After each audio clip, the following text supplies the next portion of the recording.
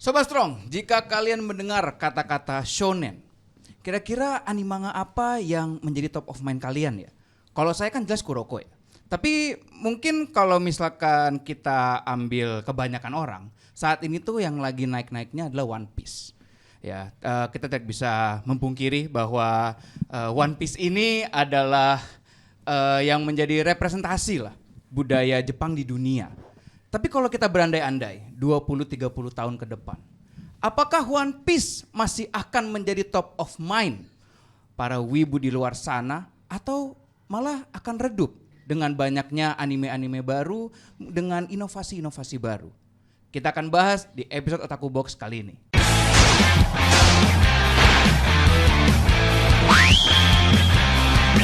Konnichiwa. Konbanwa. Kontoru. Andre. Selamat datang di Otaku Box, podcast Jepangan paling strong di Indonesia. Wah, Indonesia banget ya. Indonesia ya. Waduh. Indonesia. Wah. Tadi dia bilang saat ini One Piece yang masih populer. Anda di era mana hidupnya? Ya saat ini ya yang paling populer masih One Piece lah. Oh gitu ya. Begitu Iya ya. kan bagi orang banyaknya orang. Oh. Kan kalau menurut saya kan masih Kuroko. Oh, Top of mind saya, top of mind saya bukan top of mind orang-orang. Oh iya. Oh, begitu. Iya. Kamu membaca data sekali ya. Oh iya. Saya membaca. Emang One Piece penjualan berapa? Udah di atas 600 juta kopi di tahun ini ya, tahun ini. Tapi kemarin Oh, saya oke, ngelihat wis. yang pertama itu masih Jujutsu Kaisen untuk tahun ini. Untuk apa? Tahun 2023. Penjualan tahun 2023. One Piece itu Penjualan turun ketiga. Turun ketiga. Turun Kan saat ketiga. ini kan? Iya. Saat ini. Saat Saat ini. ini yang pertama itu kalau nggak tidak salah Jujutsu Kaisen. Oh untuk saat ini. Heeh. Berarti kan saat di jam ini. Saya kan datanya tadi jam berapa gitu kan. Iya jadi Oh, nggak apa-apa. agak beda lah kan. tiap Risetnya jam kan duluan. beda. Iya Bener, riset bener. duluan gitu kan. Boleh. Beda. Boleh. Iya. Kembali lagi ya hari ini. Gimana? Jadi langsung saja. Kita Ya, mau membahas oke. apa memang hari ini Bang Andre? Kita di sini tuh mau membahas tadi kan di monolog singkat padat dan jelas saya itu yang di awal-awal. Oke. Itu kan kita sekarang ini berada di fase di mana One Piece itu menjadi top of mind orang-orang jika kita berbicara tentang manga shonen gitu kan. Bahkan sempat di perbincangan juga di Twitter pada waktu itu. Ini mungkin gue langsung ngomongin brand yang menjadi perbandingannya ya.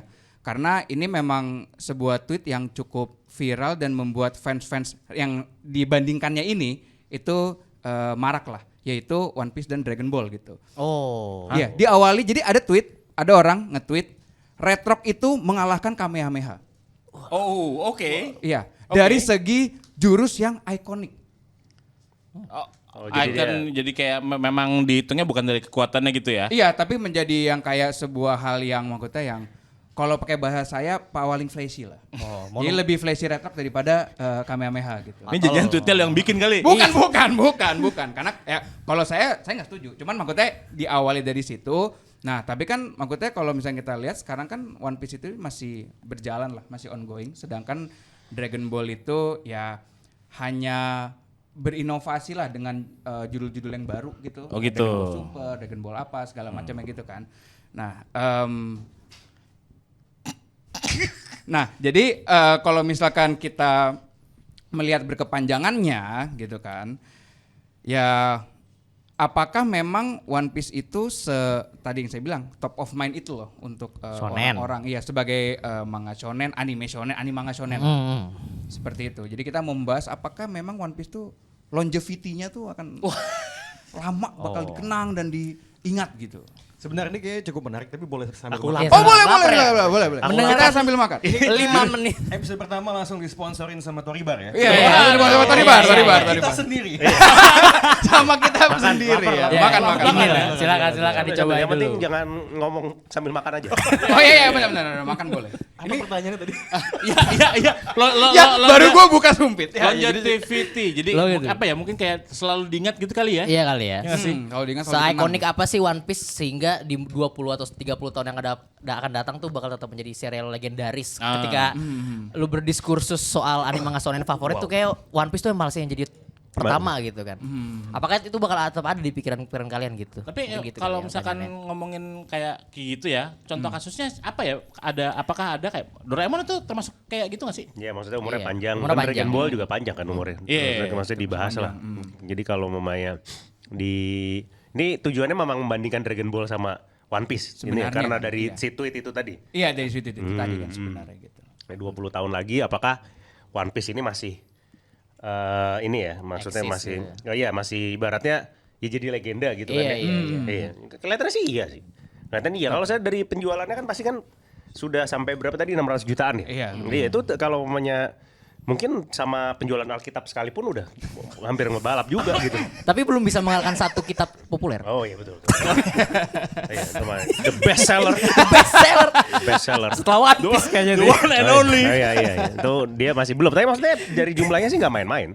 Dari jumlahnya nggak main-main gitu loh. Jadi Iya, maksudnya kalau dari segi sales itu nggak perlu diragukan gitu. Maksudnya gimana efeknya ke kan kita sering lihat tuh yang tiba-tiba yang di kayak pertandingan bola apa ya tuh ya kayaknya di Perancis yang benderanya bendera Luffy gitu gede banget. Terus habis itu ada di kayaknya di mungkin entah di Brazil atau apa juga ada kan Sama bendera kalau Luffy. konteksnya bola kita ingat Piala Dunia kan. Orang Senegal sama Jepang Iya. sama-sama nyanyi itu lagu We Are kan. lagu We Are gitu. Kok viral kan waktu itu ya? Iya. Impact One Piece itu gede banget.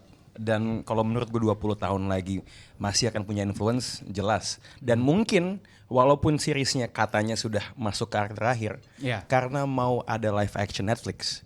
Dan kita tahu kan andil Netflix dalam mempopularisasi anime atau elemen-elemen anime ke luar Jepang itu segede apa kan. Iya. Nah, menurut gue apalagi kalau ternyata adaptasi live-nya bagus, itu akan bisa menginflasi impact dari One Piece dalam 5-10 tahun ke depan ya. Yang ini tadi gue lihat di social media katanya reshootnya sampai 3 kali karena Eiichiro Oda belum puas gitu. Sayangnya, Respect ya, respect. Sampai operasi sayangnya, mata deh. dan menurut gue kalaupun jelek pun, Iya. harusnya nggak jelek Dragon Ball Evolution. Itu yang Patokannya ya. sebenarnya satu. Wah, gimana Bung Rin? Coba gimana Bung Rin? Gimana? Pengalaman Anda nih, kita mengkilas balik lagi ya. Kilas balik ya. Iya. Pengalaman Anda bersama Dragon Ball Evolution ya. Tragedi sih. Gini. Kan pasti itu kan waktu itu ada kan yang di Twitter itu kayak gun apa kalau ditodongin pistol itu apa sebutin satu hal yang baik tentang film ini. Salah satunya si Dragon Ball Evolution itu. Kalau saya ditanya gitu saya bantu tembak aja sih maksudnya. Sini aja pistolnya gua aja yang nembak. Gua aja yang nembak apa-apa gitu. Tapi kan itu kan kayak ibaratnya Hollywood mencoba rekreasi ulang gitu kan iya bisa dibilang itu yang paling nggak mirip lah ya kalau misalnya itu ya.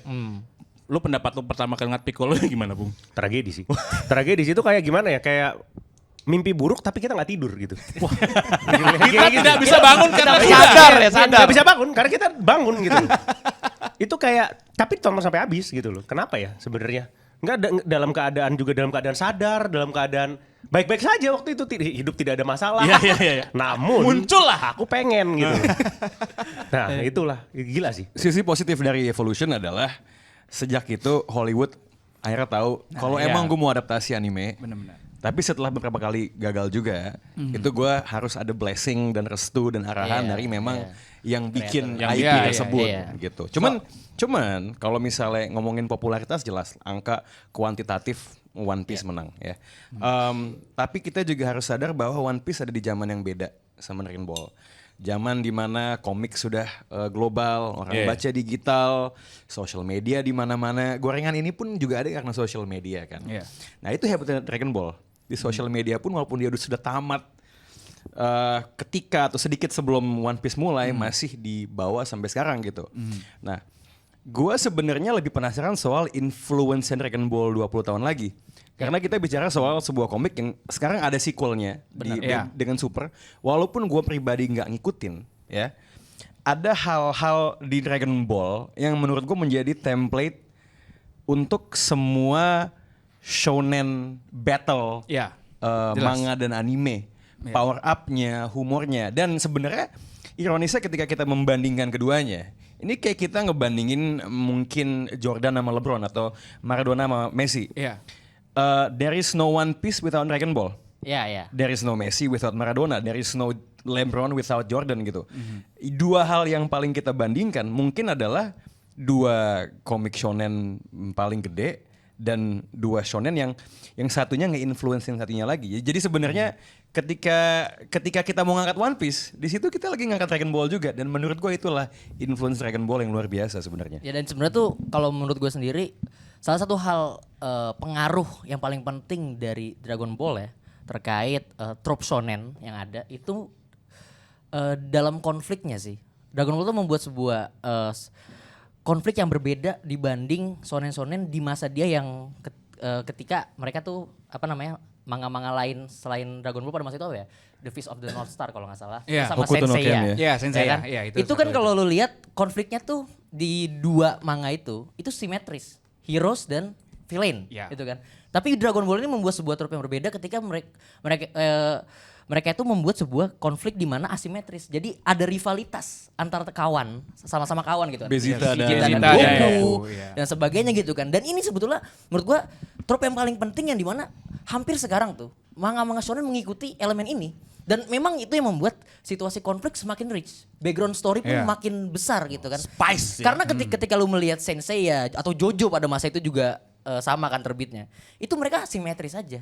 Ceritanya cuma lu pahlawan melawan sebuah musuh. Iya. Plot twist lain itu tidak ada. Sedangkan ketika lu memiliki sebuah konflik emosional antara sahabat gitu kan, antara rival Naruto Sasuke kita contohkan gitu kan, ikonik banget gitu kan. Sampai musuh terakhir Kaguya Madara pun sebetulnya itu cuma gerbang pembuka di mana pertarungan akhir mereka gitu Iya. kan. Iya, iya. Itu kan sangat menjual banget.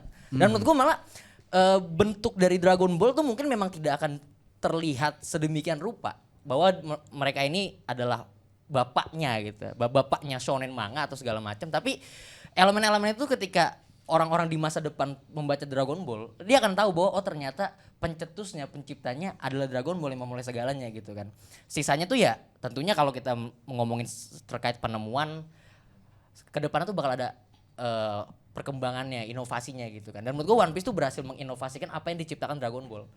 Dan pun juga kebanyakan manga-manga shonen lainnya gitu. Iya kan banyak juga kan kalau misalkan di One Piece itu apalagi kalau kita baca manganya kan sering banget dikasih cover yang menceritakan karakter lain yang dia lagi di mana gitu kan. Dan kadang-kadang ya nggak cuman kayak melulu pada saat itu dia lagi ngapain atau mungkin pada saat itu dia lagi berantem sama siapa kayak gitu-gitu. Jadi kayak seolah membuat kayak akan kayak wah ini bakal kalau ketemu lagi kayak gimana gitu-gitu. Kayak ya. Gue sebenarnya kalau soal yang dibilang sama Randy tadi ya, soal world buildingnya, soal universe-nya, jujur gue jauh lebih tertarik sama One Piece sih. Jelas. Gue tuh gak pernah kayak Benar.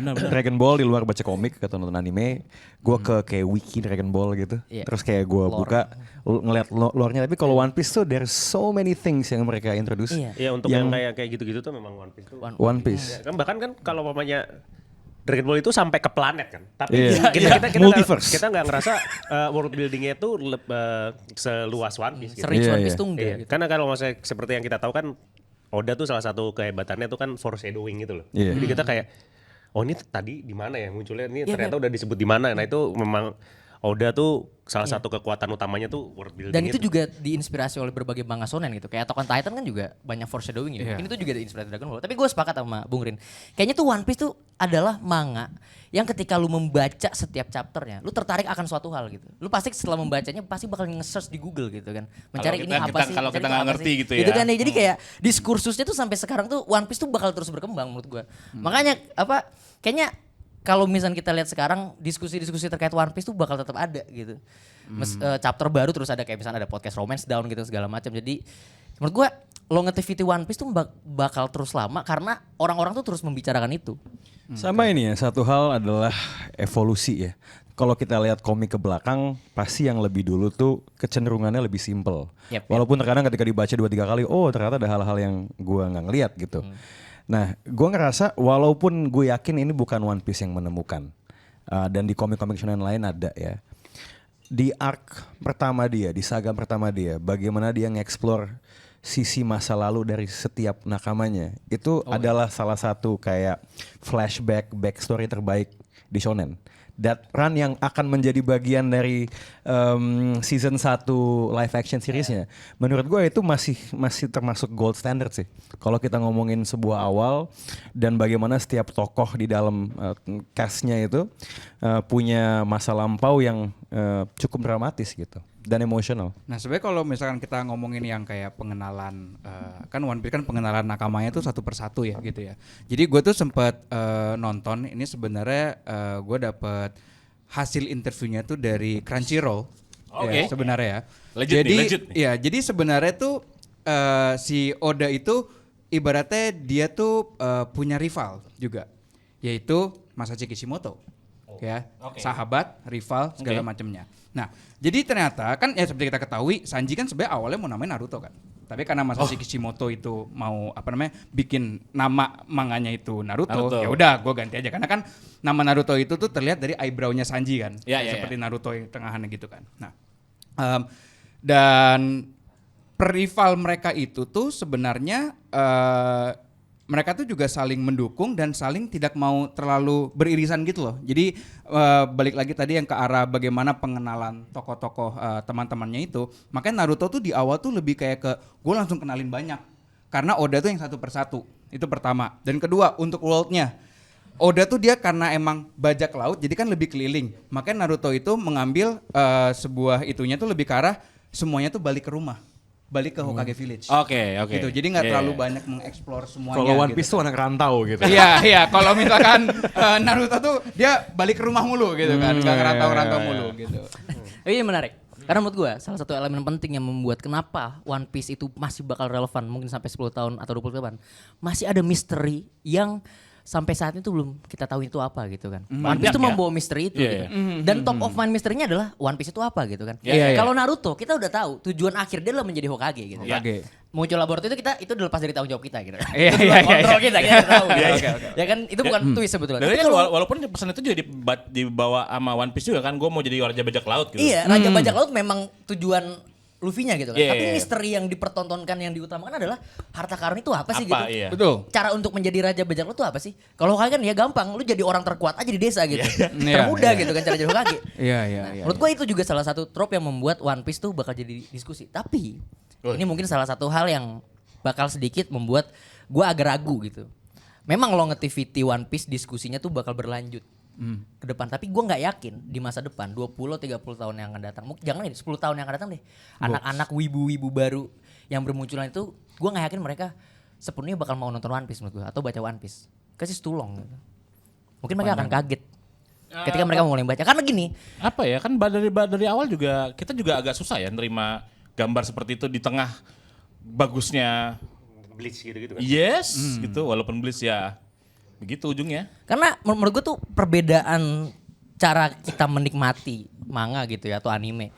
Dari zaman dulu mungkin di era 2000-an, 2010, terakhir 2015 dengan era sekarang gitu yang udah muncul platform streaming adalah long run dan short run model penayangannya gitu. Sekarang manga-manga itu kebanyakan pendek-pendek. Nggak berani bisa sebanyak One Piece atau Naruto deh gitu. One Piece itu masih 1000 gitu loh. Sedangkan manga-manga shonen kayaknya nggak mungkin bisa menembus 1000 chapter itu deh. Dan ini juga berpengaruh di penayangan anime. Dulu itu banyak banget anime long run. Terus setiap minggu tuh tayang. Sedangkan sekarang kebanyakan anime-anime itu dibatasi sama season. Satu season bisa 12. Bahkan sekarang tuh ada satu season itu dipisah 2 part gitu. Artinya ada perbedaan penikmatan di sini. Lebih slow, lebih high tempo gitu loh. Nggak slow tempo. Jadi menurut gue itu yang bakal memengaruhi orang bagaimana cara menikmati masyarakat nanti gitu loh. Mereka kayak bakal lebih memilih, gue kayaknya akan lebih memilih menonton anime season deh. Karena kelihatannya 12 episode doang. Berapa episode doang gitu. Ketika lu melihat ngeklik One Piece chapter 1500, agak berat. Kayak lebih bisa mengejar Iya gitu lebih bisa ya, mengejar. untuk Jadi kedepannya, ketahanan menikmatinya itu yang akan gue pertanyakan sih ketika di era masa depan tuh apakah mereka bakal kuat gitu kan ketika melihatnya. Iya ya. Satu season berapa episode sih One Piece? Nggak ada season, long run. Nggak ada gitu. season, Long long run. run. Angka aja, arc aja. Jadi biasanya emang arc gitu kan. Iya, dan itu sih kayak kelihatannya di 20 tahun lagi, 30 tahun lagi tuh Kamehameha tuh orang masih kayak Kamehameha gitu loh. Tapi kalau One Piece tuh kelemahan utamanya dari dulu sampai sekarang ya kalau menurut saya, dan saya akan I will die di hill ini adalah One Piece itu tidak punya jurus yang ikonik. Yes. Karakter iya. ikonik.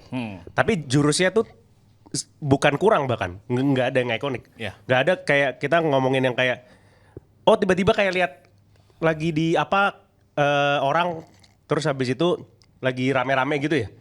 Ayo kita bareng-bareng Gear tuh nggak ada. Kalau orang kan kayak dia orang bareng-bareng Kamehameha gitu kan. Iya. Kalau mamanya ini kayaknya sih dia kekurangan utamanya itu. Jadi kalau untuk dari segi jurus, dari segi apa tuh belum tentu kayaknya sih. Bahkan mungkin enggak nanti di 10 atau 15 tahun ke depan kayak tiba-tiba orang pengen jadi super saya tuh nanti berapa belas tahun lagi masih. Masih ada ya. Masih ada kan? Iya. Itu sebenarnya kalau dalam hal itu ya, One Piece tuh nggak cuman kalah sama Dragon Ball, dia kalah sama Naruto. Jelas sih. Gaya lari. Lari itu ikonik. Sepakat. Ninjaran. Cuma gue mungkin ada sedikit blowback ke pendapatnya Pikri justru. Oke. Karena gaya konsumsi yang semakin pendek adalah sesuatu yang menurut gue bisa diakali dengan format. Betul. Nah makanya menurut gue pertaruhan besarnya ada di live action Action, One iya, Piece. itu dia. Itu satu. Kemudian yang kedua adalah untuk suka sesuatu itu kan tidak sama dengan menghabiskan, tapi memulai. Lo baca 500 chapter One Piece itu and then lo stop mungkin gak sampai tamat ya. Itu masih lebih jauh daripada lo baca sebuah komik yang mungkin tamat di 300 chapter gitu. Jadi menurut gua dan kita juga jangan lupakan ke depannya juga pasti ada remake lah, ada mungkin nanti animenya bakal keluar lagi yang di condense. Menurut gua possibility hal-hal itu terjadi menurut gue nggak mustahil gitu. Jadi menurut gue yang itu gue agak lebih ngambang sih. Iya. Tapi memang gue merasa kayak secara kultural One Piece itu punya daya dukungan yang luar biasa menurut gue. Iya.